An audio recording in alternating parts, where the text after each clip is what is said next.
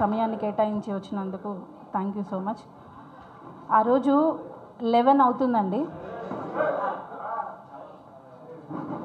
రాత్రిపూట 11 o'clock morning general body meeting జరిగింది. ఆ రోజు నైట్ 11 to 11:30 మధ్యలో నేను నార్మల్గా నాకు స్టేటస్ చూసే అలవాటు ఉంది. నా ఫ్రెండ్స్ ఎవరైనా ఉంటే నేను చూస్తుంటాను. నేనే చూశాను ఆ స్టేటస్. తను జనరల్ బాడీలో మాట్లాడిన విషయాలని తను ఇలానే మైక్ పట్టుకొని మాట్లాడుతుండగా తను స్టేటస్ పెట్టుకున్నాడు. స్టేటస్ పెట్టుకోవడం తప్పు కాదండి. ఆ జనరల్ బాడీలో జరిగిన పాయింట్స్ ఏవైతే ఉన్నాయో అవి యూనియన్లో బోర్డులో పెడతారు.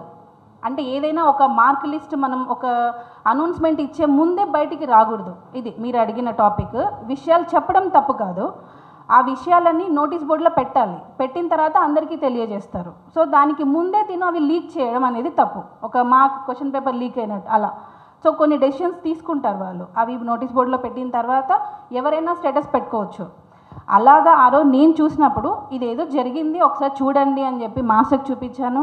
మాస్టర్ చూశారు. మాస్టర్ కూడా డైరెక్ట్ అతనికి కాల్ చేసి చెప్పలేదు, కమిటీ మెంబర్స్కి కాల్ చేసి ఇలాగ మన విషయాలు పెట్టారు, సో ఇవి మనం ఇంకా నోటీస్ బోర్డులో పెట్టలేదు, మీరు ఇది చెప్పి తీపిచ్చండి అని కమిటీ మెంబర్స్కి చెప్పారు.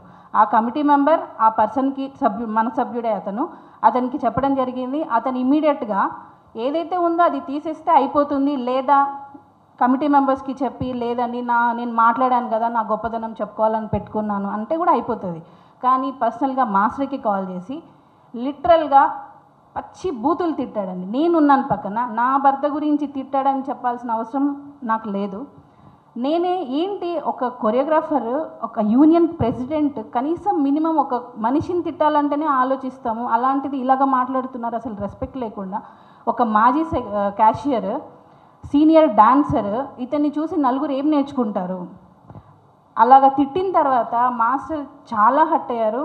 కమిటీ మెంబర్స్కి ఇమీడియట్గా కాల్ చేసి రేపు మనం మీటింగ్ పెడుతున్నాము, ఇలా జరిగింది.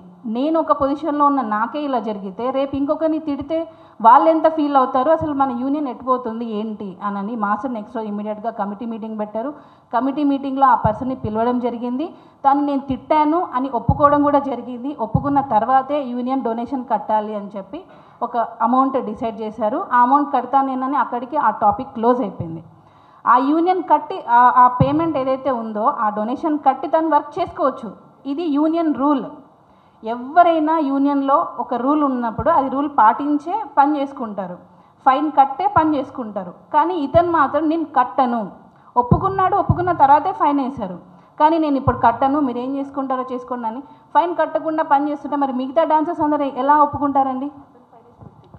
అతను కూడా ఇంతకుముందు బాడీలో ఉన్నప్పుడు జానీ మాస్టర్ తప్పు చేయకపోయినా కూడా వేరే అతను జస్ట్ మైక్ పట్టుకొని 1, 2 చెప్పారు. ఒక నాన్ మెంబర్ జస్ట్ మైక్ పట్టుకొని 1, 2 చెప్పినందుకు మాస్టర్కి 1 lakh ఫైన్ వేశారు. మాస్టర్ కట్టే వర్క్ చేసుకున్నారు. ఇలాగ చాలామందికి ఫైన్ వేశారు, ఫైన్ కట్టే వర్క్ చేసుకున్నారు. కానీ ఇతను మాత్రం రూల్ ప్రకారంగా కట్టకుండా వర్క్ చేయడం అనేది యూనియన్కి అగెయినెస్ట్గా వెళ్తున్నాడు. లేబర్ కోర్టుకి వెళ్తున్నాడు, మినిస్టర్ దగ్గరికి వెళ్తున్నాడు, లెటర్స్ పంపిస్తున్నాడు. ఇదేంటంటే ఇతన్ని చూసి వేరే వాళ్ళు చెడిపోయి వేరే మార్గంలో వెళ్ళే అవకాశాలు చాలా ఉన్నాయి. యూనియన్ అనేది చాలామందికి అన్నం పెట్టేది. అలాంటి వాళ్ళని ఇలాగ అందరి ముందు మీడియా ముందు పేరు పోయేలాగా మాట్లాడడం అనేది చాలా తప్పండి. ఇంకొక విషయం, మాస్టర్ మీద యూనియన్లో ఒక యూనియన్ తరపు నుంచి మాస్టర్కి ఇంకొక 5 మందికి ఒక కేసు వేశారండి. యూనియన్ నుండి ఒక కాల్ వచ్చింది. అది కూడా ఎవరైతే మాస్టర్ మీద అగెయినెస్ట్గా మాట్లాడారో ఆ పర్సన్ క్యాషియర్గా ఆ పోస్ట్లో ఉన్న టైంలో ఒక 10 సంవత్సరాల క్రితం జరిగింది. ఇది మెయిన్ చెప్పాలి, ఎందుకనంటే ఇది ఇప్పటికీ అలానే ఉంది. ఇది కనీసం మీ ద్వారా అయినా నలుగురికి వెళ్ళి ఇది క్లియర్ అవ్వాలి అని కోరుకుంటున్నాను. మాస్టర్కి ఒకరోజు యూనియన్ నుంచి కాల్ వచ్చింది, ఇట్లా నాన్ మెంబర్స్తో వర్క్ జరుగుతుంది, జానీ మాస్టర్ మీరు రండి, మీరు వస్తే కొంచెం నలుగురం వెళ్ళి అది క్లియర్ చేయొచ్చు అని అన్నారు. ఇది మేడ్చల్ ఒక కాలేజ్లో జరుగుతుంది. సరే ఓకే, నేను ఏదున్నా తప్పు జరుగుతున్నప్పుడు అన్యాయం జరుగుతుంది యూనియన్కి, నేను వస్తానని ఆయన ముందుకొచ్చి వచ్చారు. ఆయనతో పాటు కొంతమంది వెళ్ళారు, మాట్లాడారు. అక్కడ జస్ట్ కెమెరామెన్కి చెప్పారు, సార్ ఇది నాన్ మెంబర్స్ జరుగుతుంది, ఇది తప్పు సార్, మెంబర్షిప్ ఉన్న వాళ్ళకి వర్క్ పోతుంది, సో మీరు నాన్ మెంబర్స్తో వర్క్ చేయకండి అని చెప్పి జస్ట్ కెమెరామెన్తో మాట్లాడారు. అక్కడ నుండి వచ్చేసారు ఇంటికి. అదే రోజు నైట్ మాస్టర్కి కాల్ వచ్చింది, సిఐ గారు కాల్ చేశారు, మేడ్చల్ పోలీస్ స్టేషన్. ఆయన, మాస్టర్ ఒక చిన్న డిస్కషన్, మీరు నిన్నేదో వెళ్ళి మాట్లాడారంట కదా, మీరు రండి, మీరు వస్తే జస్ట్ ఒక 10 నిమిషాలు డిస్కషన్ చేసుకుందాం, పంపించేస్తాను అని అన్నారు. సరే ఓకే అని ఈయన ఒక్కరే వెళ్తా అన్నారు. ఈయనతో పాటు యూనియన్ నుంచి 5 మంది వెళ్ళారు. మాస్టర్ ఒక్కరిని పంపించడం ఎందుకు, అది ఎందుకు వచ్చారేమో తెలియదు, వెళ్ళాలనుకుంది మాస్టర్ ఒకరే, కానీ మిగతా 5 మంది వచ్చారు. ఓకే, హెల్ప్ కోసం అందులో ఈమె కూడా ఉన్నారు. వెళ్ళారు, అక్కడ మాట్లాడారు. మార్నింగ్ 11కో 10:30కో వెళ్ళారు. నేను కాల్ చేస్తున్నాను, కాల్ లిఫ్ట్ చేయట్లేదు, నో ఆన్సర్. ఈవినింగ్ మధ్యాహ్నం అయిపోయింది. ఈవినింగ్ 5:30కి నాకు అసలు ఒక రెస్పాన్స్ లేదు, ఏం లేదు. ఈవినింగ్ 5:30కి రిటర్న్ కాల్ వచ్చింది, నన్ను అరెస్ట్ చేశారు, మమ్మల్ని లోపల తీసుకెళ్తున్నారు. అంటే నేను ఒక చిన్న బాబుతో నేనున్నాను. వెళ్ళిన వ్యక్తి 5:30కి ఒక కాల్తో వచ్చి ఇట్లా నన్ను అరెస్ట్ చేస్తున్నారని అంటే, ఏం చేయని తప్పుకి 14 రోజులు రిమాండ్లో ఉండేసి వచ్చారండి ఈ యూనియన్ కోసం. దేనికోసం అండి వెళ్ళాలి? ఫ్యామిలీని పిల్లని వదిలేసి వెళ్ళాల్సిన అవసరం లేదు. నాకేంటి, శేఖర్ మాస్టర్ వెళ్ళారా, గణేష్ మాస్టర్ వెళ్ళారా? ఎందుకు మాస్టర్ వెళ్ళారు? ఆ రోజు మిగతా వాళ్ళు వర్క్లో ఉండిండొచ్చు, కానీ ఈయనకు కూడా వర్క్ ఉండింది, కానీ వదులుకొని మరీ వెళ్ళారు. ఎందుకు వెళ్ళారు? ఈ యూనియన్ కోసం. ఎందుకంటే ఇది నలుగురికి అన్నం పెట్టేది, ఈ యూనియన్లో ఉన్న మెంబర్స్కి అన్యాయం జరగకూడదని వెళ్ళారు. ఇప్పటికీ స్టిల్ ఆ కేసు పెండింగ్లో ఉంది. చేయని తప్పుకి 14 రోజులు రిమాండ్లో ఉండేసి వచ్చారు. అది అబద్ధం కేసు కాబట్టి ఇంకా అది స్టిల్ పెండింగ్లో ఉంది. ఒకవేళ అది ఏదైనా జరిగి ఉంటే, తప్పుడు కేసు మీద అది ఓకే అయిన ఉంటే 7 years పోయేది, కెరియర్ పాడేది. ఇక్కడ ఎవరు నష్టం చేస్తున్నారండి? ఆ వ్యక్తి ఎవరైతే మాస్టర్ మీద అగెనెస్ట్గా చెప్తున్నారో 50 లక్షలు మాస్టర్ ద్వారా నష్టం జరిగింది అని అన్నారు. 50 లక్షలు కాదండి, యూనియన్లో డబ్బులు మొత్తం ఖర్చు పెట్టినా ఆ కేసు క్లియర్ చేయాలి. చేయని తప్పుగా ఆయన శిక్ష అనుభవిస్తున్నారు. ఎవరి కోసం? ఈ యూనియన్ కోసం. నలుగురికి అన్నం పెట్టే వ్యక్తి మీద ఇట్లా మన యూనియన్లోనే ఒక సభ్యుడు వచ్చి ఇలాగ మాట్లాడుతుంటే ఎవరు న్యాయం చెప్తారు చెప్పండి? మీకు ఒక రిక్వెస్ట్ అండి, ఏదున్నా నిజాలు తెలుసుకొని టెలికాస్ట్ చేయండి. ఎవడు ఇంటర్వ్యూ ఇస్తే ఆ ఇంటర్వ్యూ అది నిజమా కాదా అని తెలుసుకోకుండా టెలికాస్ట్ చేస్తారు. దానివల్ల పేరు, ఫ్యామిలీ వాళ్ళు ఎంత బాధపడతారు అనేది చాలామంది మీకు రిక్వెస్ట్ చేస్తున్నారు. ఇది నా రిక్వెస్ట్ కూడా. నిజాలు తెలుసుకొని పేరు తీయండి.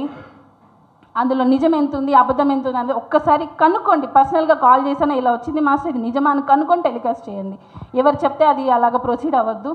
తర్వాత అదే వ్యక్తి ఎవరైతే అగెనెస్ట్గా మాట్లాడారో అదే వ్యక్తి భార్యాభర్తలు ఇద్దరు కలిసి చేస్తున్నారు. కలిసి డాన్సెస్కి 5,000 10,000 ఇచ్చి మీరు ఇలాగ గ్రూపులలో మాట్లాడకండి, మాస్టర్కి సపోర్ట్గా మాట్లాడండి అని చెప్పి మేము డాన్సెస్కి 5,000-10,000 ఇచ్చి మాట్లాడుతున్నాను అన్నారు.